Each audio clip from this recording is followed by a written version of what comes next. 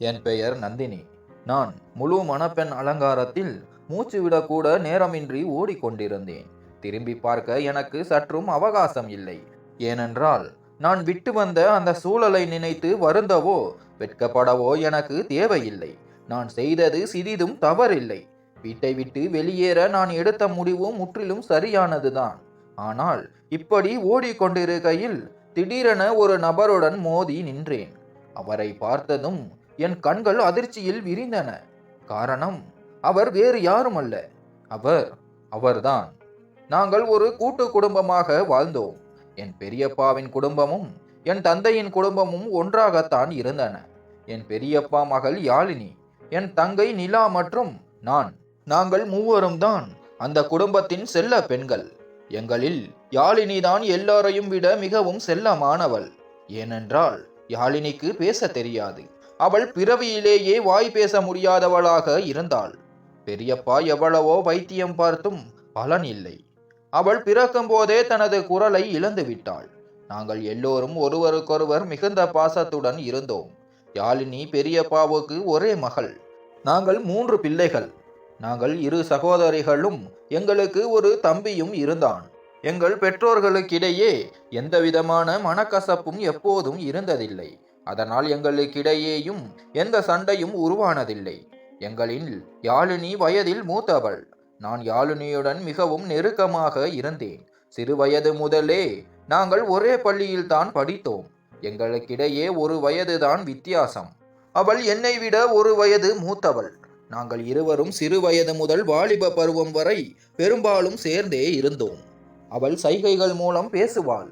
நான் அவள் கூறுவதையெல்லாம் மிக நன்றாக புரிந்து கொள்வேன். அவள் எங்கே சென்றாலும் பெரியப்பா என்னை தொடர்ந்து அவளுடன் இருக்க சொல்வார். ஏனென்றால் என் மேல் அவருக்கு அவ்வளவு நம்பிக்கை இருந்தது. சிறுவயது முதல் யாழினியை என்னை தவிர வேறு யாரும் அவ்வளவு அக்கறையாக பார்த்து கொண்டிருக்க முடியாது என்று அவர் நன்றாக அறிந்திருந்தார். எங்கள் வாழ்க்கை மிகவும் மகிழ்ச்சியாக சென்று கொண்டிருந்தது. நாங்கள் நடுத்தர குடும்பத்தை சேர்ந்தவர்கள் என்றாலும் நல்ல வசதியுடன் குறைவில்லாமல் வாழ்ந்தோம். பெரியப்பாவுக்கு பெரிய பட்டுப்புடவை விற்பனை நிலையம் இருந்தது. அங்கே வியாபாரம் சிறப்பாக இருக்கும். என் அப்பா அரசு தபால் அலுவலகத்தில் நல்ல பதவியில் இருந்தார். அவருக்கு நல்ல சம்பளம் கிடைத்தது. யாழினியும் நானும் படிப்பை முடித்து விட்டோம். எங்கள் தம்பி தங்கை இன்னும் படித்து கொண்டிருந்தார்கள். பெரியப்பா எப்படியாவது யாழினிக்கு திருமணம் செய்து வைக்க விரும்பினார். ஆனால் இந்த காலத்தில் மருமகளிடம் அனைத்து அம்சங்களும் இருக்க வேண்டும் என்று மக்கள் விரும்புகிறார்கள். அழகு, வசதியான குடும்ப பின்னணி மற்றும் எந்த குறையும் இருக்கக்கூடாது. இப்படிப்பட்ட பெண்களுக்கு தான் விரைவாக திருமணம் நடக்கும். யாழினி மிகவும் அழகாக இருந்தாள். ஆனால் அவளிடம் இருந்த குறை பேச முடியாது என்பதுதான். இதனால் அவளுக்கு திருமண உறவு அமையாமல் தட்டி கொண்டே வந்தது. அப்போது என் அப்பாவுக்கு ஒரு நண்பர் தங்கள் பக்கத்து வீட்டில் வசிக்கும் ஒரு பையனை பற்றி சொன்னார். பையன் பார்ப்பதற்கு நல்லவன், நல்ல குணம் கொண்டவன், சொந்த வீடு இருக்கிறது. அவனுக்கு முன்பின் யாரும் இல்லை. ஆனால் அவன் உங்கள் தரத்திற்கு இல்லை. சாதாரணமாக வேலை பார்க்கிறான். மாதம் 30 முதல் 35,000 வரை சம்பாதிக்கிறான். ஆனால் உங்கள் மகள் அங்கே மிகவும் சந்தோஷமாக இருப்பாள் என்று நம்புகிறேன் என்றார். அப்பா, எங்கள் மகளுக்கு பேச்சு வராது என்று அவனுக்கு தெரிந்தால் அவன் இந்த உறவை மறுத்து விடுவானோ என்று கேட்டார். அப்பாவின் நண்பர், அப்படி நடக்க வாய்ப்பில்லை. அவன் நீண்ட நாட்களாக தனியாகத்தான் வாழ்ந்து வருகிறான். அவனுடைய பெற்றோர்கள் இப்போது இல்லை. இப்போது அவன் தனக்கு ஒரு மனைவி வந்து வீட்டை நன்றாக பார்த்து கொள்ள வேண்டும் என்று ஆசைப்படுகிறான். உங்கள் மகள் குடும்பத்தை நன்றாக கவனித்துக் கொள்வாள் என்று நம்புகிறேன். அதனால் தான் இந்த திருமணத்தை பற்றி சொல்கிறேன். இருந்தாலும் நீங்கள் ஒரு முறை பையனை போய் பாருங்கள். உங்களுக்கு பையனை பிடித்திருந்தால் அவனும் உங்கள் மகளை திருமணம் செய்ய ஆட்சேபிக்கவில்லை என்றால் இந்த உறவு நிறைவேறலாம். ஆனால் அவன் வேலையை பற்றி நான் ஏற்கனவே சொல்லிவிட்டேன் என்றார். அப்பா, எங்களுக்கு பையனின் வேலையை பற்றி கவலை இல்லை. என் அண்ணனிடம் கடவுளின் அருளால் எல்லாமே இருக்கிறது. அவருடைய சொத்துக்கள் அனைத்தும் யாழினிக்காகத்தானே. அவருக்கு ஒரே மகள். அவர் எல்லாவற்றையும் யாழினிக்கு எழுதி வைத்து விடுவார். திருமணத்திற்கு பிறகு அவளுக்கு எந்த கஷ்டமும் இருக்காது. பையன் விரும்பினால் அண்ணன் கடையை கூட பார்த்து கொள்ளலாம் என்றார். இதை கேட்ட அப்பாவின் நண்பர் நிம்மதியடைந்தார். அவர் பையனை பெரியப்பா மற்றும் அப்பாவிடம் அறிமுகப்படுத்த முடிவு செய்தார். அப்பாவும் பெரியப்பாவும் பையனை சந்தித்த போது அவர்களுக்கு அவனை மிகவும் பிடித்துவிட்டது. யாழினிக்கு பேச்சு வராது என்ற விஷயத்தில் பையனுக்கு எந்தவித ஆட்சேபனையும் இல்லை. யாழினியின் அப்பாவித்தனத்தையும் கள்ளமில்லாத தன்மையையும் பார்த்து அவன் மயங்கிவிட்டான்.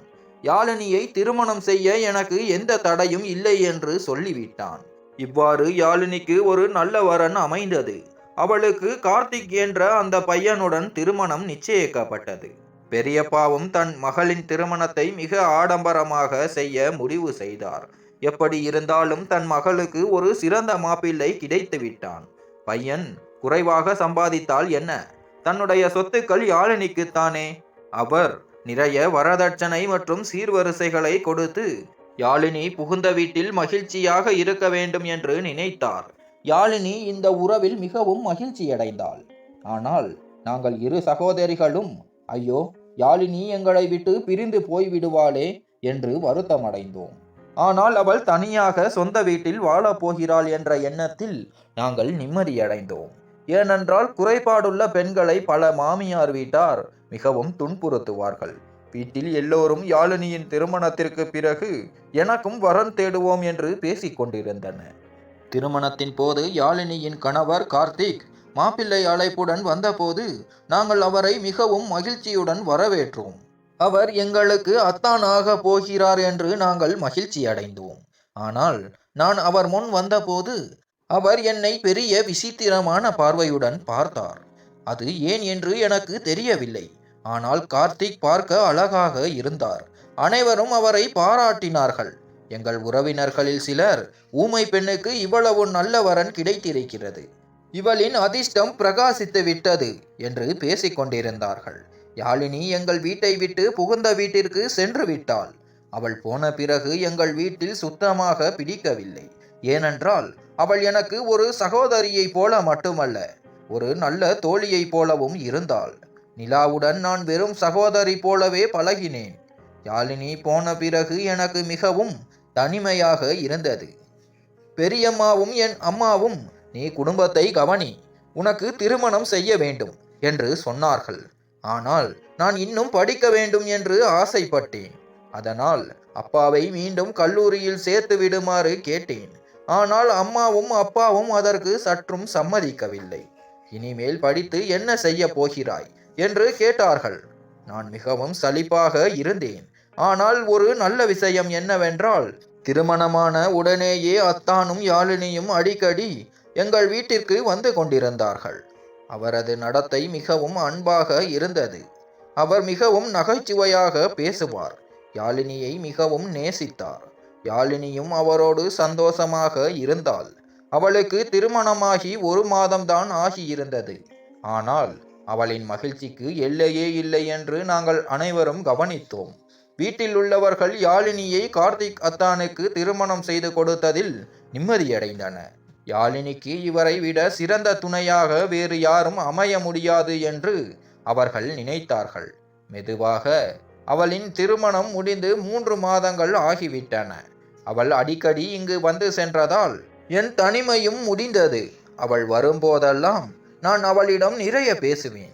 அவளும் தனது கார்த்திக் அத்தானுடன் தான் கழித்த ஒவ்வொரு அழகான தருணத்தையும் சைகைகள் மூலம் என்னுடன் பகிர்ந்து கொள்வாள். ஆனால் யாழினியின் மகிழ்ச்சிக்கு என்ன ஆனது என்று தெரியவில்லை. ஒரு நாள் யாழினியும் அத்தானும் 2 சக்கர வாகனத்தில் சந்தைக்கு போய் கொண்டிருந்த போது ஒரு பெரிய காருடன் பயங்கரமான விபத்து நடந்தது. யாழினியின் முதுகுத்தண்டில் மிக ஆழமான காயம் ஏற்பட்டது. அத்தானுக்கு சாதாரண காயங்கள் தான். அவர் சீக்கிரம் குணமாகிவிட்டார். ஆனால் மருத்துவர் யாழினிக்கு கட்டாய படுக்கை ஓய்வு எடுக்க சொல்லிவிட்டார். பல நாட்களாக யாழினிக்கு சிகிச்சை நடந்தது. ஆனாலும் அவளால் குணமடைய முடியவில்லை. அவள் பரிதாபமாக படுக்கையிலேயே இருக்க வேண்டி வந்தது.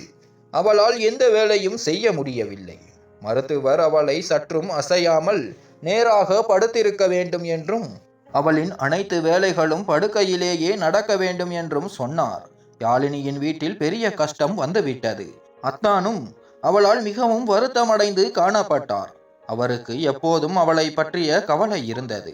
இப்படியே நாட்கள் செல்ல அவளின் திருமணமாகி 6 மாதங்கள் கடந்துவிட்டன. அவர்கள் வீட்டில் நிலைமை மோசமடைய ஆரம்பித்தது. ஏனென்றால் யாழினி காரணமாக அத்தானால் வேலைக்கு செல்ல முடியவில்லை. அவர் நாள் முழுவதும் அவளுக்கு பணிவிடை செய்வதிலேயே இருந்தார்.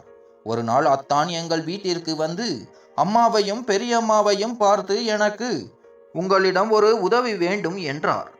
ஆமாம் ஆமாம் மருமகனே, கேள், நாங்கள் உனக்கு எந்த வகையிலும் உதவ தயாராக இருக்கிறோம் என்றார். அத்தான், யாழினி குணமாகும் வரை நந்தினி எங்கள் வீட்டில் இருக்க வேண்டும் என்று நான் விரும்புகிறேன். நந்தினி சிறு வயது முதல் அவளின் தோழியாக இருந்திருக்கிறாள். அவளை பற்றி இவளை விட வேறு யாருக்கும் நன்றாக தெரியாது. யாழினிக்கு விபத்து நடந்தது முதல் நான் எவ்வளவு கஷ்டப்படுகிறேன் என்பது உங்களுக்கு தெரியும். யாழினிக்கு சிகிச்சை நடக்கிறது. அதோடு என் வேலையையும் விட்டுவிட்டு அவளை கவனிக்க வேண்டி இருக்கிறது. அவளால் பேச முடியாது. சைகைகள் மூலம்தான் பேசுவாள். இப்போது உடல்நிலை சரியில்லாததால் அவள் இன்னும் பலவீனமாகிவிட்டாள். என்னிடம் நிறைய பேச முயற்சிக்கிறாள். சில நேரங்களில் ஏதாவது தேவைப்படும் போது படுத்தபடியே கேட்கிறாள். அப்போது அவளின் சைகைகள் எனக்கு புரியவில்லை. அதனால்தான் நந்தினியை எங்கள் வீட்டிற்கு அனுப்பி வைத்தால் எனக்கு சற்று உதவியாக இருக்கும் என்று விரும்புகிறேன் என்றார். என் அம்மா இதை கேட்டவுடன் உடனே என்னை யாழினியின் வீட்டிற்கு அனுப்ப தயாராகிவிட்டார். அவர், மகனே, இந்த சமயத்தில் நீ கஷ்டத்தில் இருக்கிறாய். இந்த சமயத்தில் நாங்கள் உனக்கு உதவாவிட்டால் வேறு யார் உதவுவார்கள்? நீ இந்த குடும்பத்தின் மருமகன். எங்கள் மகளை நீ அவ்வளவு அக்கறையுடன் பார்த்து கொள்கிறாய். உனக்கு உதவுவது எங்கள் கடமைதானே என்றார். இதை கேட்டு அத்தான் மிகவும் மகிழ்ந்தார். அம்மாவும் பெரியம்மாவும், நீ அங்கு போக தயாரா என்று என்னிடம் கேட்டார்கள். நான் ஆட்சேபனை எதுவும் சொல்லவில்லை. ஏனென்றால் யாழினி சீக்கிரம் குணமடைய வேண்டும் என்று நானும் விரும்பினேன். நான் யாழினியை பார்த்து கொள்வேன். வீட்டு வேலைகள் அனைத்தையும் செய்வேன். அத்தா வேலைக்கு சென்று வருவார் என்று நினைத்தேன். என் உடைகளை கட்டிக்கொண்டு அத்தானுடன் அவர்கள் வீட்டிற்கு வந்து சேர்ந்தேன்.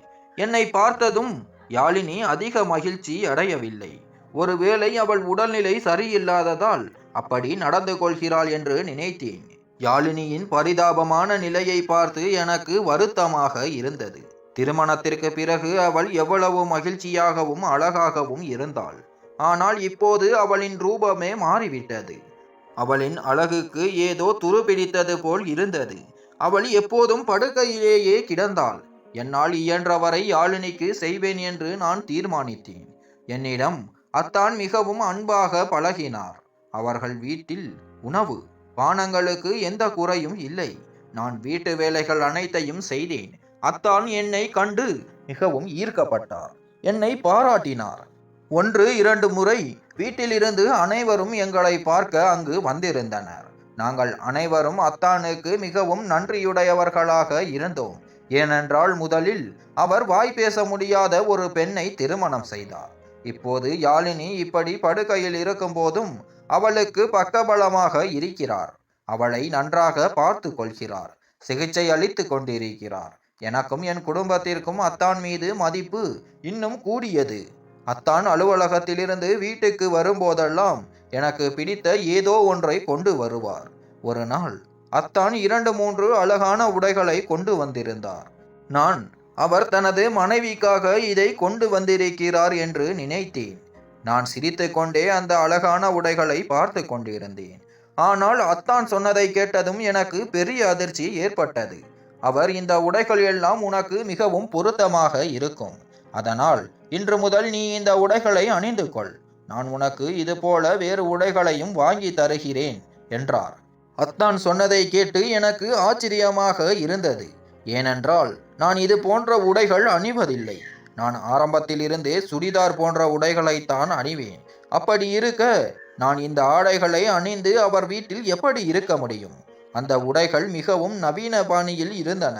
நான் சிறு வயதில்தான் அப்படிப்பட்ட உடைகளை அணிந்தேன். அவர் என் எண்ணம் சற்று நவீனமானது என்று நினைத்து கொண்டு, ஆனால் என் குடும்பத்திற்காக நான் அப்படிப்பட்ட உடைகளை அணியவில்லை என்று நினைத்து இந்த ஆடைகளை வாங்கி வந்திருக்கலாம் என்று நினைத்தேன். நான் அத்தானிடம் தெளிவாக நான் அப்படிப்பட்ட உடைகளை அணிவதில்லை என்று அத்தானிடம் மறுத்துவிட்டேன். அதை கேட்டதும் அத்தானின் முகம் சோகமானது. அவர் நான் இந்த ஆடைகளை என் மனைவிக்காக வாங்க விரும்பினேன். ஆனால் அவளோ இப்போது எதற்கும் தகுதியானவளாக இல்லை. அதனால் உனக்கு வாங்கி வரலாம் என்று நினைத்தேன். சரி, பரவாயில்லை. உனக்கு அணிய பிடிக்கவில்லை என்றால் வேண்டாம். ஆனால் இந்த உடைகளை நீ வேறு யாருக்காவது கொடுத்துவிடு. என்னால் இதை திரும்ப கொடுக்க முடியாது என்றார். அத்தானின் பேச்சை கேட்டு நான் வெட்கப்பட்டேன். அதனால் அந்த உடைகளை நான் என் அறையில் வைத்து கொண்டேன். 1-2 முறை அந்த உடைகளை நான் அணிந்தும் பார்த்தேன். என்னை பார்த்து அத்தான் மிகவும் மகிழ்ச்சியடைந்தார். அந்த ஆடைகளை அணிந்தபோது நான் மிகவும் அழகாக தெரிந்தேன்.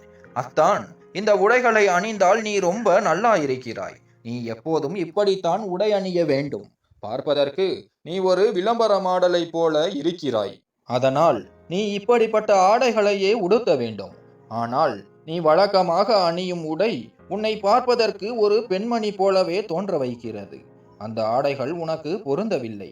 இப்படிப்பட்ட உடைகள் தான் உனக்கு சரியாக இருக்கும் என்றார். அவர் அப்படி பேசியதை கேட்டதும் நான் அத்தானுடன் கண்ணோடு கண் பார்க்க தயங்கினேன். அவர் சொல்வது எதுவும் தவறில்லைதான். என் தோழிகளும் என்னை பற்றி இதே போன்ற விஷயங்களைத்தான் சொல்லுகிறார்கள். அத்தானுக்கு எந்த பொருள் பிடித்தாலும் அதை அவர் எனக்காக வாங்கி வந்து விடுவார். இதுவரை அவர் எனக்கு நிறைய பொருட்களை வாங்கி கொடுத்திருக்கிறார். அவர், நீ எங்கள் வீட்டில் இருக்கிறாய். உன்னுடைய சிறிய பெரிய தேவைகளை கவனித்துக் கொள்ள வேண்டியது எங்கள் பொறுப்பு தான் என்று சொல்லுவார். அத்தான் என்னை புகழ்ந்து கொண்டே இருப்பார். என்னை பார்த்து உன்னை ஒரு ராணி போல வைத்துக் கொள்ள வேண்டும் என்றும் கூறுவார். அத்தானின் இந்த அக்கறையை நான் அவர் நல்லவர் என்பதன் வெளிப்பாடாகவே புரிந்து கொண்டிருந்தேன். இந்த விஷயங்களை நான் யாழினியிடம் சொல்லும்போது அவள் மிகவும் கலக்கமடைந்தவளாக தெரிந்தாள். அத்தான் யாழினிக்கு அருகில் வரும்போதெல்லாம் அவளுடைய கண்கள் என்னிடம் ஏதோ சைகை செய்ய ஆரம்பித்தன. ஏனோ தெரியவில்லை, அவள் என்னை அத்தானுடன் பார்ப்பதற்கே மிகவும் விசித்திரமாக நடந்து கொண்டாள். அவர் விஷயத்தில் என்னை கவனமாக இருக்க சொல்லி எச்சரிப்பது போல தோன்றியது. ஆனால் அவளுடைய அந்த சைகைகளை என்னால் ஒருபோதும் புரிந்து கொள்ள முடியவில்லை. நான் திகைப்புடன் அவளை பார்த்தால் அத்தான் மென்மையாக என் தோளில் தட்டி என்னை கையை பிடித்து வேறு அறைக்கு அனுப்பிவிடுவார். அத்தான் என்னை பார்த்து, யாழினிக்கு விபத்து நடந்தது முதல் அவள் விசித்திரமாக நடந்து கொள்கிறாள். நீ கவலைப்படாதே, நான் அவளை சமாளித்துக் கொள்கிறேன், நீ போ என்பார். அத்தான் சொன்னதை கேட்டு நானும் கவலையின்றி வேறு அறைக்கு சென்று விடுவேன். நான் இங்கு வந்து இப்போது வெகு காலம் ஆகிவிட்டது. அதனால் நான் என் வீட்டிற்கு செல்ல விரும்பினேன். ஆனால் நான் என் பெற்றோரிடம் வீட்டிற்கு வருவதை பற்றி பேசும்போதெல்லாம் அவர்கள், நீ இங்கேயே இரு, யாழினி உட்காரும் நிலைக்கு வரும் வரை நீ அவளை கவனித்துக் கொள்ள வேண்டும் என்று சொல்லுவார்கள். ஆனால் யாழினியின் உடல்நிலையில் இதுவரை எந்த முன்னேற்றமும் இல்லை. நாட்கள் செல்ல செல்ல யாழினியின் வீட்டில் என் மனம் ஓடிக்கொண்டிருந்தது. நான் அவளை நன்றாக கவனித்துக் கொள்கிறேன் என்ற நிம்மதியும் எனக்கு இருந்தது. அவள் விரைவில் குணமடைவாள் என்ற நம்பிக்கையும் இருந்தது. அவளுடைய உணவு, உடை மாற்றுவது, அவளுடைய சொந்த வேலைகள் அனைத்தையும் நான் பொறுப்பெடுத்து கொண்டேன். அத்தானும் மிகவும் நல்லவராக இருந்தார் என்ற மன அமைதியும் எனக்கு இருந்தது. நான் 1 முறை 2 முறை அத்தானை புகழ்ந்தபோது அவர், பரவாயில்லை, நான் உன் மீது அக்கறை எடுத்து கொண்டால் உன்னுடைய சகோதரியையும் நான் நன்றாகத்தானே பார்த்து கொள்கிறேன் என்றார். அத்தான் என்னை தன் சின்ன தங்கையாக பாவித்து தான் இவ்வளவு அக்கறை காட்டுகிறார் என்று நான் நினைத்தேன். அத்தானின் நடத்தை மீது எனக்கு ஒருபோதும் சந்தேகம் வந்ததில்லை. இருப்பினும் சிறிது காலம் கடந்த பிறகு அத்தான் என்னிடம் நெருங்கி வருவதை நான் மெதுவாக கவனிக்க ஆரம்பித்தேன். நான் இரவில் என் அறையில் ஓய்வெடுக்க செல்லும்போது அவர் என் அறைக்கு வந்து விடுவார். ஏதோ ஒரு சாக்கு சொல்லி என்னை புகழ்வார். அங்கொன்றும் இங்கொன்றுமாக கேள்விகள் கேட்பார். சில சமயங்களில் தனக்கு தூக்கம் வரவில்லை என்று சொல்லி இரவு வெகு நேரம் வரை என் அருகில் அமர்ந்திருப்பார். எப்போதும் என் அறைக்கு வந்து தனிமையை பற்றி வருத்தப்படுவார். உன் அக்கா மற்றும் நன்றாக இருந்திருந்தால் நான் இப்போ அவளுடன் நேரம் செலவழித்திருப்பேன். ஆனால் அவள் இரவில் மாத்திரை சாப்பிட்ட பிறகு சீக்கிரம் தூங்கிவிடுகிறாள்.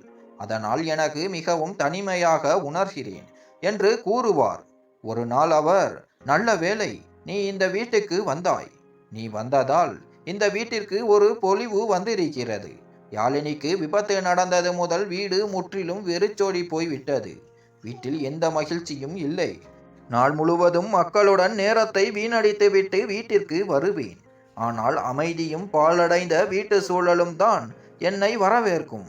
எனக்கு ஒருவேளை மனநிலை சரியில்லாமல் ஆகிவிடுமோ என்று பயந்தேன். ஆனால் இப்போது உன்னை பார்த்தால் நன்றாக இருக்கிறது என்றார். அத்தான் என்னை பாசமான கண்களால் பார்த்தபோது எனக்கு வெட்கமாக இருந்தது. நான் மிகவும் சிறப்பாக இருப்பது போல எனக்கு தோன்றியது. நான் உண்மையிலேயே நல்லவள்தான் என்று நினைத்தேன். நான் இந்த வீட்டில் இருப்பதில் அவர் மகிழ்ச்சியை வெளிப்படுத்துவது இந்த வீட்டிற்கு நான் எவ்வளவு முக்கியமானவள் என்பதை உணர வைத்தது. நான் மிகவும் மகிழ்ச்சியாக வாழ ஆரம்பித்தேன். நாளுக்கு நாள் என் உடல்நிலையும் நன்றாகிக் கொண்டிருந்தது. ஏனென்றால் 2-3 நாட்களுக்கு ஒருமுறை அத்தான் யாழினிக்கு மருந்து வாங்குவதற்காக என்னை தன் 2 சக்கர வாகனத்தில் மருத்துவரிடம் அழைத்து செல்வார். அப்போதெல்லாம் போகும் வழியில் எனக்கு பிடித்த ஏதாவது ஒன்றை வாங்கி தருவார். 1-2 முறை என்னை திரைப்படம் பார்க்கவும் அழைத்து சென்றார். பல முறை யாழினிக்கு துணிகள் வாங்குவதற்காக என்னை மாலுக்கு அழைத்து சென்றார். அங்கே யாழினிக்கு துணிகள் வாங்குவதோடு எனக்கும் துணிகள் வாங்கி கொடுப்பார். நான் தனியாக யாழினியுடன் அமரும் போதெல்லாம் அவள் பதற்றமடைவாள். என்னிடம் ஏதாவது சொல்ல முயற்சி செய்வாள். ஆனால் என்னால் அவளுடைய பேச்சை புரிந்து கொள்ளவே முடியவில்லை. யாழினிக்கு ஏதோ ஒரு விஷயம் பிடிக்கவில்லை என்று எனக்கு தோன்றியது. ஒருவேளை அவள் தன்னுடைய ஏதாவது தேவையை பற்றி சொல்ல முயற்சிக்கிறாளோ? நான் இதை பற்றி அத்தானிடம் சொன்னபோது அவர் என்னை சமாதானப்படுத்த ஆரம்பித்தார். அவர், அப்படியெல்லாம் ஒன்றுமில்லை. நீ உன் அக்காவை மிகவும் நன்றாக கவனித்துக் கொள்கிறாய். அவள் தன் நிலையை எண்ணி மிகவும் கவலைப்படுகிறாள். சில சமயங்களில் மிகவும் சோர்வை வெளிப்படுத்துகிறாள். ஒரு புறமாக படுத்திருக்கும் போது மேலும் நோய்வாய்ப்பட்டு விடுவார்கள் என்பதை நான் புரிந்து கொண்டேன். யாழினியின் நிலைமையும் அப்படித்தான் இருக்கிறது. அவள் படுக்கையிலேயே படுத்திருக்க வேண்டும் என்றார். அவர், நீ இந்த விஷயங்களை பற்றி யோசிக்கவோ புரிந்து கொள்ளவோ முயற்சிக்காமல் இருப்பது நல்லது. இல்லையென்றால் உன் மனமும் வருத்தப்படும் என்றார். அத்தானின் பேச்சால் நான் மேலும் கவலையடைந்தேன். நான் யாழினியுடன் அதிக நேரத்தை செலவிட ஆரம்பித்தேன். அவள் தூங்கும் வரை அவள் அறையிலேயே அமர்ந்திருந்தேன். அத்தானும் என்னுடன் பேசிக் கொண்டிருந்தார். நாங்கள் இருவரும் அதிகபட்சம் யாழினியை சிரிக்க வைக்க முயற்சிப்போம். அவள் தூங்கிய பிறகு நான் என் அறைக்கு வருவேன். அத்தான் என்னுடன் பேசும்போது சில சமயம் என்னை தேற்றுவது போல என் தோளை தட்டுவார். சில சமயம் என்னை தொடுவார். நான் இதை கவனிக்கவே இல்லை. ஏனென்றால் என் கவனம் பெரும்பாலும் யாழினியின் விரிந்திருந்த சைகை செய்து கொண்டிருந்த கண்களின் மீதுதான் இருந்தது. ஆனால் ஒவ்வொரு முறையும் அத்தான் ஏதோ ஒரு சாக்கு சொல்லி என்னை சமையலறைக்கு அனுப்பிவிடுவார். நான் திரும்பி வரும்போது யாழினி அமைதியாக கண்களை மூடி படுத்திருப்பாள். ஒரு நாள் அத்தான் என்னிடம், யாழினி இப்போது உன்னை மிகவும் தொந்தரவு செய்ய ஆரம்பித்து விட்டாள். நீ களைத்து விடுகிறாய். உனக்கு வீட்டில் நிறைய வேலைகள் இருக்கின்றன அல்லவா? இப்போது யாழினி உன்னிடம் ஏதாவது வேலை சொன்னால் நீ உன் அறைக்கு சென்று விடு.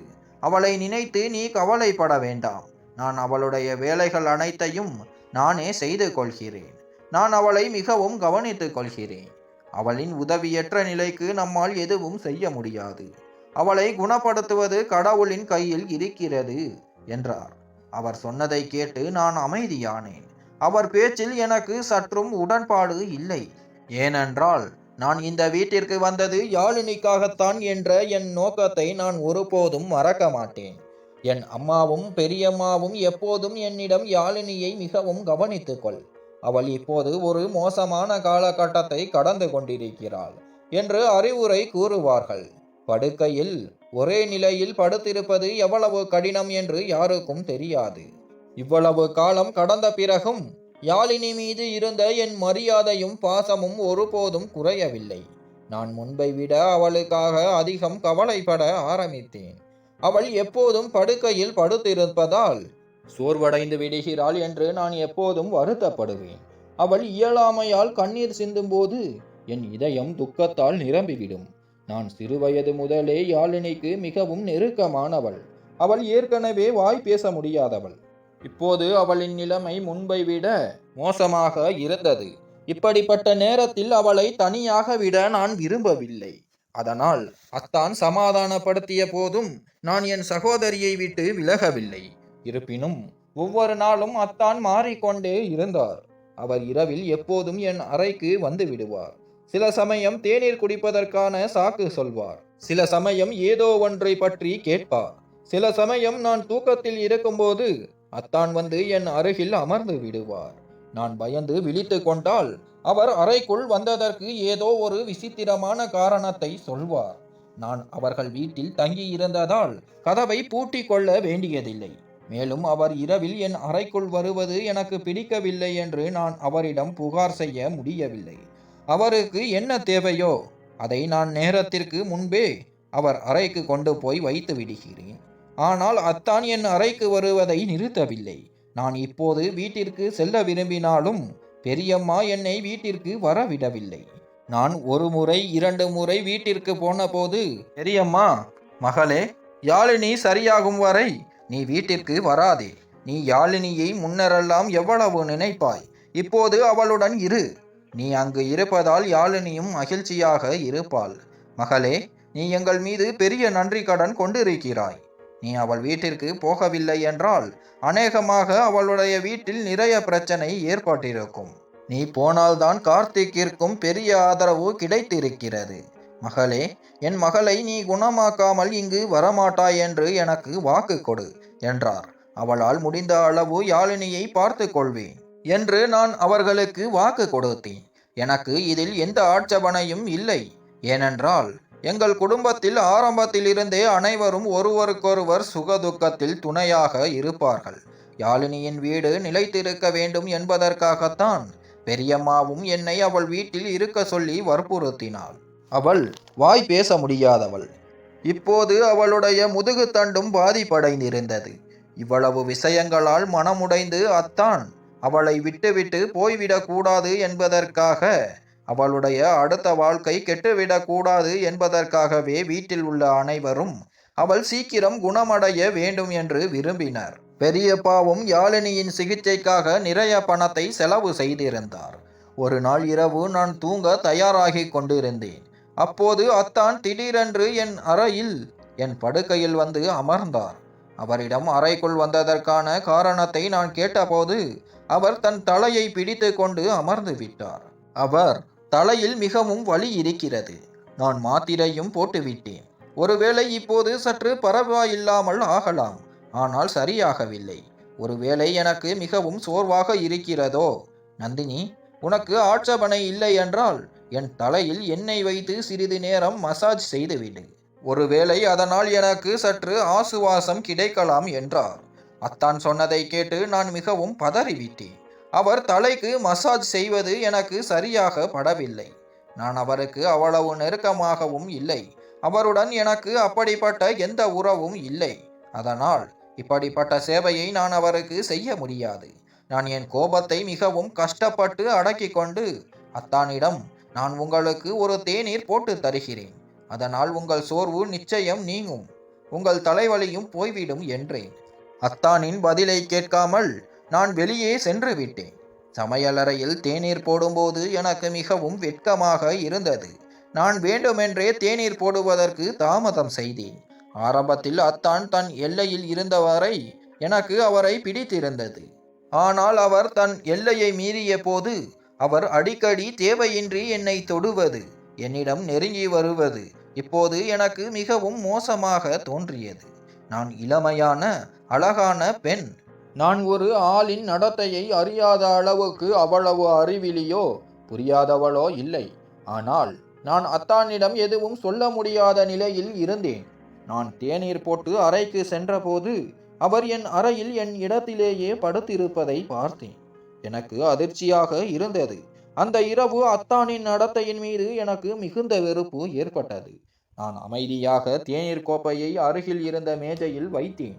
நான் அறையை விட்டு வெளியே வந்து விட்டேன். மீண்டும் நான் அந்த அறைக்குள் திரும்பவே இல்லை. நான் யாழினியின் கால்கள் பக்கத்திலேயே படுத்து தூங்கிவிட்டேன். அத்தானோ என் இடத்தில் தூங்கி கொண்டிருந்தார். அத்தான் இருந்ததால் நான் காலையில் சீக்கிரம் எழுந்து விட்டேன். ஏனென்றால் நான் என் அறைக்கு செல்ல வேண்டும். காலையில் அத்தான் இந்த அறைக்கு வந்து விடுவார் என்று எனக்கு தெரியும். முதலில் அவரை பார்த்தபோது எனக்கு வெட்கமாக இருந்தது.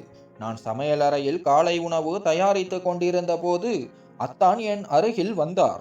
அவர் வெட்கத்துடன் இரவு எனக்கு உடல்நிலை மிகவும் சரியில்லை. அதனால் நான் எப்போது உன் படுக்கையில் வந்து படுத்து விட்டேன் என்றே எனக்கு தெரியவில்லை. நான் உன்னை தொந்தரவு செய்திருந்தால் அதற்காக நான் மன்னிப்பு கேட்டுக்கொள்கிறேன். நான் மிகவும் வெட்கப்படுகிறேன் என்றார். அவர் என்னிடம் மன்னிப்பு கேட்டார். அவர் காலை உணவு கூட உண்ணாமல் வீட்டிலிருந்து கிளம்பி சென்று விட்டார்.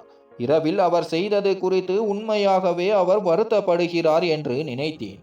திரும்பி வந்த பிறகும் அத்தான் வெட்கப்படுவதை தெரிவித்தார். தலையை குனிந்தபடி வெகுநேரம் அமர்ந்திருந்தார். என் மனம் அவரை வெறுக்க ஆரம்பித்தது.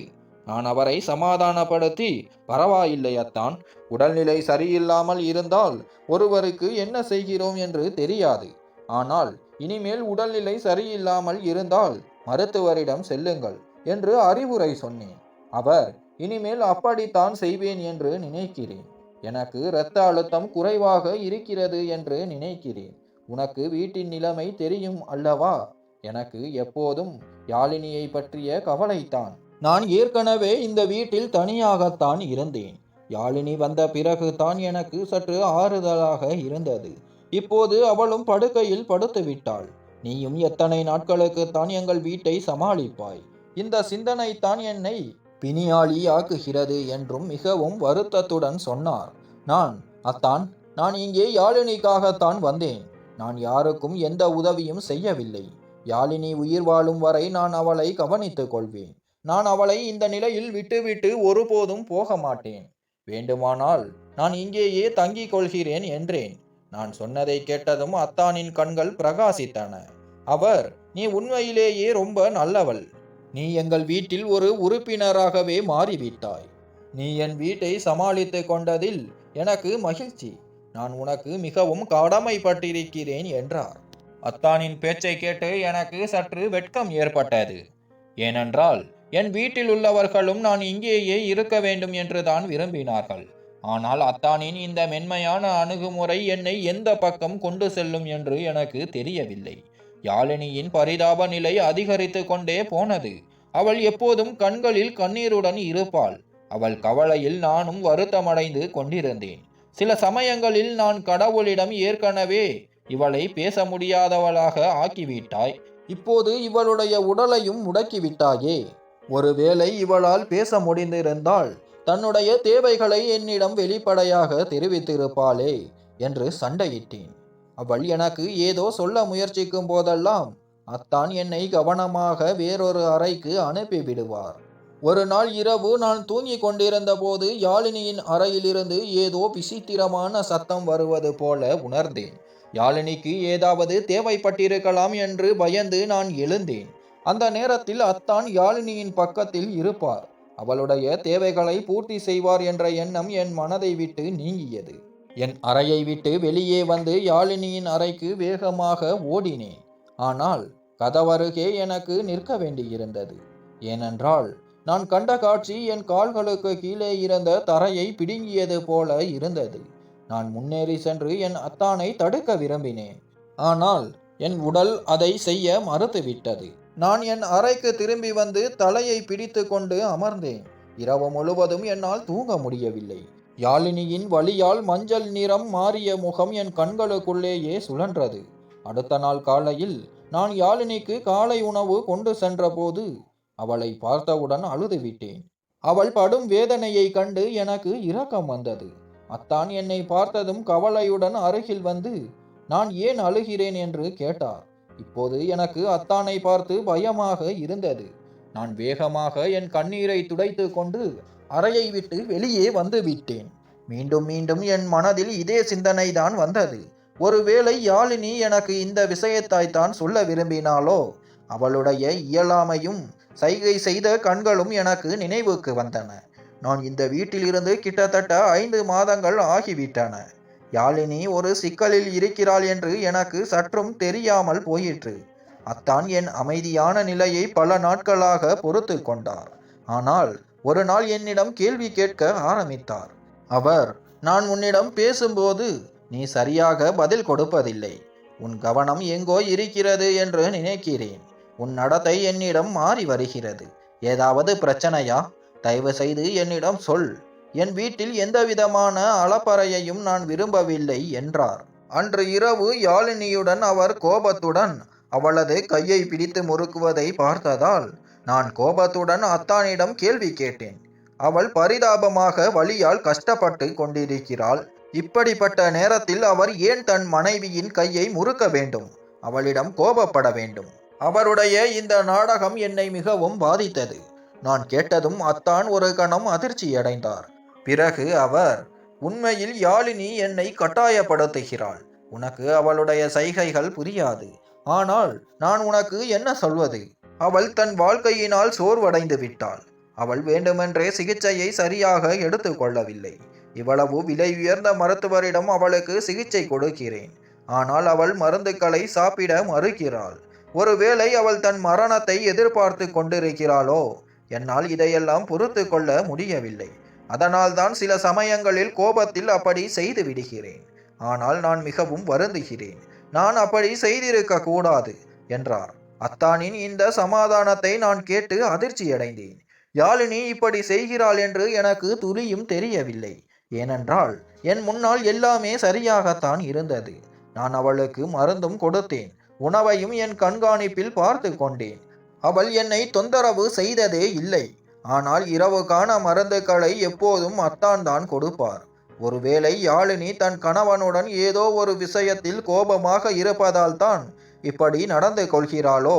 அவள் ஏன் இப்படி செய்கிறாள் என்று என்னால் புரிந்து கொள்ள முடியவில்லை. நான் அவளிடம் 2-3 முறை புரிய வைக்க முயற்சி செய்தேன். ஆனால் அவளுக்கு என் பேச்சு புரியவில்லை. அவள் இப்போது எந்த சைகையும் செய்யவில்லை. கண்களை மூடிக்கொண்டாள். என்னுடன் பேச முயற்சித்து அவள் சோர்வடைந்து விட்டாள் என்று எனக்கு தோன்றியது. ஒரு நாள் இரவு நான் என் அறையில் நிம்மதியாக தூங்கிக் கொண்டிருந்தேன். அப்போது மீண்டும் அத்தான் என் அறைக்கு வந்து விட்டார். அவர் என் படுக்கையில் அமர்ந்ததும் இந்த முறை நான் கோபத்துடன் அத்தானை பார்த்து, உங்களுக்கு ஏதாவது தேவைப்பட்டால் தயவு செய்து வாசலில் நின்று கொண்டே சொல்லுங்கள். நீங்கள் இப்படி திரும்ப திரும்ப அறைக்குள் வருவது எனக்கு பிடிக்கவில்லை. அந்த நாளில்தான் நான் முதன்முறையாக அத்தானிடம் இப்படி பேசினேன். ஆனால் அதற்கு பதிலாக அவர் என்னிடம் நடந்த விதம் எனக்கு அதிர்ச்சியை அளித்தது. அவர் என் வாயை பொத்தி, நீ என் வீட்டில் இருக்கிறாய், எனக்கே கோபம் காட்டுகிறாயா? ஏற்கனவே உன் ஊமை சகோதரியை தாக்கி கொண்டிருக்கிறேன். இப்போது தன் பொறுமை எல்லை மீறிவிட்டது என்று சொல்லிக்கொண்டே அத்தான் என்னை பிடித்து கொண்டார். நான் என்னை விடுவித்துக் கொள்ள மிகவும் முயற்சி செய்தேன். ஆனால் அந்த இரவு அத்தான் தன்னுடைய உண்மையான முகத்தை எனக்கு காட்டிவிட்டார். அவருடைய இழிவான செயலால் நான் மீண்டும் மீண்டும் கத்திக்கொண்டே என்னை விட்டுவிடுமாறு கெஞ்சினேன். ஆனால் அவர் என் பேச்சை கேட்கவில்லை. என் அலறல் சத்தம் அதிகரித்து கொண்டே போனது. என் மானம் போய்விடுமோ என்ற பயம் எனக்கு இருந்தது. அப்போது திடீரென்று கண்ணாடி உடையும் சத்தம் கேட்டது. அது மிகவும் சத்தமாக இருந்தது. ஒருவேளை அது யாழினியின் அறையிலிருந்து வந்திருக்கலாம். அந்த சத்தத்தை கேட்டதும் நானும் அத்தானும் பயந்து விட்டோம். திடீரென்று யாழினியின் அறையில் என்ன நடந்தது? அவர் என்னை விட்டு விட்டார். அவர் வேகமாக அறையை விட்டு வெளியே ஓடினார். நானும் அவரை பின்தொடர்ந்து ஓடினேன். ஆனால் எங்கள் இருவர் பார்வையும் யாழினி மீது பட்டபோது எங்களின் சுயநினைவு பறந்தது. யாழினி தரையில் உணர்வில்லாமல் கிடந்தாள். யாழினியை பார்த்து நான் உரத்த குரலில் அலறினேன். அவளால் நகரக்கூட முடியாதே. அப்படியானால் அவள் எப்படி தரைக்கு வந்தாள்? அவளுடைய கையில் கண்ணாடி துண்டு இருந்தது. நிறைய கண்ணாடி துண்டுகள் தரையில் சிதறி கிடந்தன. ஒருவேளை அவள் அருகில் இருந்த மேஜையில் வைத்திருந்த கண்ணாடி மலர் ஜாடியை எடுக்க முயற்சிக்கலாம். அல்லது நான் கத்திய சத்தம் கேட்டு என்னை காப்பாற்ற அவள் வந்திருக்கலாம். அவளுடைய உடல் நடக்கும் நிலையில் இல்லை. ஆனால் யாழினிக்கு சுவாசம் இல்லை. அவள் இந்த உலகத்தை விட்டு போய்விட்டாள் என்று அத்தான் பார்த்தபோது எனக்கு சுயநினைவு பறந்தது. அதே நேரத்தில் நான் மயங்கி விழுந்தேன். அடுத்த நாள் நான் சுயநினைவின்றி படுத்து கிடந்தேன். எனக்கு நினைவு திரும்பிய போது மக்கள் அழுவதும் ஒப்பாரி வைக்கும் சத்தமும் என் காதுகளில் கேட்டது. மெதுவாக அந்த சத்தம் அதிகரித்து கொண்டே போனது. நான் கடுமையான காய்ச்சலில் இருந்து கொண்டிருந்தேன். அழுகை சத்தம் கேட்டு நான் பதறி போனேன். சிறிது நேரம் கழித்து அம்மா என் அறைக்குள் வந்து என்னை கட்டிப்பிடித்து கதறி அழுதார். நான் பயந்து விட்டேன். யாழினி இந்த உலகில் இல்லை என்று அவர் என்னிடம் சொன்னார். யாழினி அதிகாலையில் தான் இறந்தாள் என்று அம்மா மூலம் எனக்கு தெரிந்தது. அவளுடைய உடல்நிலை திடீரென்று மோசமடையவே அத்தான் அவளை மருத்துவமனைக்கு அழைத்து சென்றிருக்கிறார். மருத்துவர் அவளுக்கு மாரடைப்பு ஏற்பட்டதாக சொன்னார். இதை கேட்டு எனக்கு அழுகை வந்தது. ஒருவேளை அத்தான் என்னிடம் செய்த அந்த செயலால் நான் போட்ட அலறல் சத்தத்தை யாழினியின் இயலாமையால் பாதிக்கப்பட்ட இதயம் தாங்க முடியாமல் போயிருக்கலாம். யாழினியின் மரணம் அதிகாலையில் நடக்கவில்லை, மாறாக இரவு நேரத்திலேயே நடந்துவிட்டது என்று நான் யாரிடமும் சொல்ல முடியவில்லை. அவள் பாவம், என்னை காப்பாற்ற விரும்பினாள். ஆனால் அவளால் என்னை காப்பாற்ற முடியவில்லை. அதனால் அவள் தன் வாழ்க்கை போராட்டத்தில் தோற்றாள். என் பேச்சை யாரும் நம்ப மாட்டார்கள் என்று எனக்கு தெரியும். அவர் அனைவருக்கும் அவ்வளவு நல்லவராக இருந்தார். அவர் இவ்வளவு சூழ்ச்சிக்காரர் என்று யாருக்கும் தெரியாது. அவர் என் மீது கூட யாழினியின் மரண பழியை சுமத்தலாம். என்னுடன் தவறு செய்தாலும் யாழினியின் மரணத்துக்கு காரணம் அவர்தான். என் மானத்தை கெடுத்தவரும் அவர்தான் என்று எல்லோரும் நம்பிவிடுவார்கள் என்று அவர் நினைத்தார். அதனால் அவர் என்னை அமைதியாக படுக்கையில் படுக்க வைத்துவிட்டு என் வீட்டில் உள்ளவர்களுக்கு தகவல் கொடுக்க ஆரம்பித்தார். ஆனால் யாரும் என்னை அவர்கள் வீட்டு மருமகளாக ஏற்றுக்கொள்ள தயாராக இல்லை. ஏனென்றால் மக்கள் என் பெற்றோரிடம், உங்கள் மகள் எவ்வளவு காலமாக யாழினியின் வீட்டில் இருக்கிறாள், அவளுக்கும் அவளுடைய அத்தானுக்கும் தொடர்பு இருந்தது என்று சொல்ல ஆரம்பித்தார்கள். ஆனால் அப்படி எதுவும் இல்லை. மக்கள் என் பெற்றோரிடம், நாங்கள் பலமுறை நந்தினியை அவளுடைய அத்தானுடன் வாகனத்தில் சுற்றும்போது பார்த்திருக்கிறோம், அவளும் இந்த நோக்கத்துடன் தான் அவர்கள் வீட்டில் தங்கி இருந்தாள் என்று சொல்லி இருந்தார்கள். ஆனால் அப்படி எதுவும் இல்லை. என் மீதும் கார்த்திக் மீதும் மக்கள் பழியை கூறிக்கொண்டு எனக்கும் வேறு எங்கும் உறவு அமையவில்லை என்று நினைத்து என் பெற்றோர்கள் கார்த்திக்குடன் எனக்கு திருமணம் செய்து வைக்க முடிவு செய்தனர். கார்த்திக்கை விட எனக்கு சிறந்த கணவர் கிடைக்க மாட்டார் என்று அவர்கள் நினைத்தார்கள். தங்கள் ஊமை பெண்ணை இவ்வளவு அக்கறையுடன் பார்த்து கொண்ட ஒருவரால் என்னையும் நன்றாக கவனித்து கொள்ள முடியும் என்று நினைத்தார்கள். ஆனால் இந்த உறவுக்கு எனக்கு சற்றும் விருப்பம் இல்லை. நான் இந்த உறவை மறுத்துவிட்டேன். என் வீட்டில் உள்ளவர்கள் வலுக்கட்டாயமாக அவனுடன் என் திருமணத்தை செய்ய தயாராகிவிட்டார்கள். கார்த்திக் இதற்குத்தான் காத்து கொண்டிருந்தான். எப்படியாவது என்னை திருமணம் செய்து கொள்ள வேண்டும். கடைசியில் அவனுக்கு என் ஊமை சகோதரியை பிடிக்கவில்லை. அவன் பணத்துக்காகத்தான் திருமணம் செய்திருந்தான். யாழினி தன் பெற்றோரின் ஒரே மகள் என்று அவனுக்கு நன்றாக தெரியும். மேலும் அவன் ஒரு ஏழை. அவனுக்கு அழகான பெண்ணுடன் வசதியான மாமியார் வீடும் கிடைத்தது. பெற்றோர்கள் இறந்த பிறகு எல்லாம் மகளுக்கும் மருமகனுக்கும் ஆகிவிடும். அவன் மிகவும் தூரம் யோசித்து வைத்திருந்தான். ஆனால் அவன் என்னை பார்த்தபோது அவனுடைய எண்ணம் என் மீதும் தவறாக மாறியது. முன்பும் அவன் தன் நோக்கத்தில் வெற்றி பெற்றான். இப்போதும் என்னை பெற்றுக்கொண்டு தன் நோக்கத்தில் வெற்றி பெற விரும்பினான். ஆனால் நான் அதை நடக்க விட முடியாது. என் வீட்டில் உள்ளவர்கள் என் விருப்பம் இல்லாமல் அவனுடன் என் திருமணத்தை நிச்சயம் செய்து விட்டார்கள். அதனால் நான் யாழினியைப் போல இந்த மனிதனுடன் வாழ முடியாது என்று முடிவு செய்தேன். அவன் யாழினியை எப்போதும் என்னை காட்டி மிரட்டினான். அவன் என் மீது தவறான கண்ணோட்டம் வைத்திருக்கிறான் என்று யாழினிக்கு நன்றாக தெரியும். அவள் என்னிடம் இதை புரிய வைக்கத்தான் முயற்சி செய்தாள். ஆனால் நான் அவளுடைய பேச்சை புரிந்து கொள்ளவே முடியவில்லை. நான் மணப்பெண் அலங்காரத்தில் அமர்ந்திருந்தேன். வெளியே அனைவரும் வந்து விட்டார்கள். என் திருமண ஏற்பாடுகள் அனைத்தும் தயார். நான் மிகவும் அழுது கொண்டிருந்தேன். ஆனால் இப்போது நான் ஒரு முக்கியமான முடிவை எடுக்க வேண்டியிருந்தது. அதனால் நான் என் வீட்டின் ஜன்னல் வழியாக கயிற்றில் தொங்கி கீழே இறங்கினேன். பிறகு எல்லோரிடமிருந்தும் தப்பி எப்படியோ வீட்டை விட்டு வெளியே வந்து விட்டேன். நான் தொடர்ந்து ஓடிக்கொண்டிருந்தேன். அப்போது திடீரென்று ஒரு பெரிய காரில் மோதினேன். எனக்கு சிறிய காயம் ஏற்பட்டது. ஆனாலும் நான் எழுந்து மீண்டும் ஓட விரும்பினேன். அப்போது அந்த காரில் இருந்து ஒருவர் வெளியே வந்து என் அருகில் வந்து என்னை தாங்க முயன்றார். ஆனால் என் பார்வை அந்த காரை ஒட்டி வந்த பையன் மீது பட்டதும் எனக்கு சுயநினைவு பறந்தது. அந்த பையன் வேறு யாரும் அல்ல. அவன் என் கல்லூரியில் படித்த யாழினிக்கும் எனக்கும் மிக நல்ல நண்பனாக இருந்த அவினாஷ். அவினாஷ், நந்தினி, நீ இங்கே என்ன செய்கிறாய்? நீ என்ன கோலத்தில் இருக்கிறாய்? நீ எங்கே இருந்தாய்? உன்னை எவ்வளவு காலமாக நான் தேடிக்கொண்டிருக்கிறேன் என்று உனக்கு தெரியுமா என்று கேட்டான். நான் அவினாஷிடம், இன்று எனக்கு யாழினியின் கணவருடன் திருமணம் நடக்கவிருந்தது. நான் அங்கிருந்து ஓடி வந்தேன் என்று சொன்னேன். அவன் அதை கேட்டு அதிர்ச்சியடைந்தான். பிறகு நான் அவனிடம் முழு விஷயத்தையும் சொன்னேன். இவ்வளவு மோசமான ஒரு மனிதனுடன் நான் வாழ விரும்பவில்லை. அதனால் தான் எல்லாவற்றையும் விட்டுவிட்டு ஓடுகிறேன் என்று சொன்னேன். அவினாஷ், நான் உன்னை என்னுடன் அழைத்து செல்ல தயாராக இருக்கிறேன். நான் உன்னை திருமணம் செய்து கொள்வேன் என்றான். அவன் சொன்னதை கேட்டு நான் அதிர்ச்சியடைந்தேன். அவன், ஆமாம் நந்தினி, நான் உன்னை மிகவும் நேசிக்கிறேன். கல்லூரியில் உன்னிடம் பலமுறை என் காதலை சொல்ல நான் முயற்சி செய்தேன் என்று உனக்கு தெரியாது. ஆனால் தாமதமாகிவிட்டது. படிப்பு முடிந்த பிறகு நாங்கள் அனைவரும் பிரிந்தபோது உன்னை தேட நான் மிகவும் முயற்சி செய்தேன். உன்னை பற்றி எனக்கு அதிகம் தெரியாது. நான் உன் ஒரு தோழியிடம் உன்னுடைய தொலைபேசி எண்ணை வாங்கினேன். ஆனால் உனக்கு அழைக்க நான் முயற்சி செய்த போது உன் எண் ஒருபோதும் தொடர்பு கொள்ளவில்லை. ஒரு முறை நான் உன் வீட்டின் பக்கமும் சென்றேன். உன்னிடம் பேச வேண்டும் என்பதற்காக மிகவும் கஷ்டப்பட்டு உன் வீட்டின் முகவரியை கண்டுபிடித்தேன்.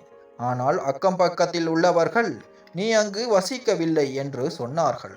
யாழினிக்கு திருமணமாகியது முதல் உன்னை அங்கு யாரும் பார்க்கவில்லை. இதையெல்லாம் கேட்டு நான் அதிர்ச்சியடைந்தேன்.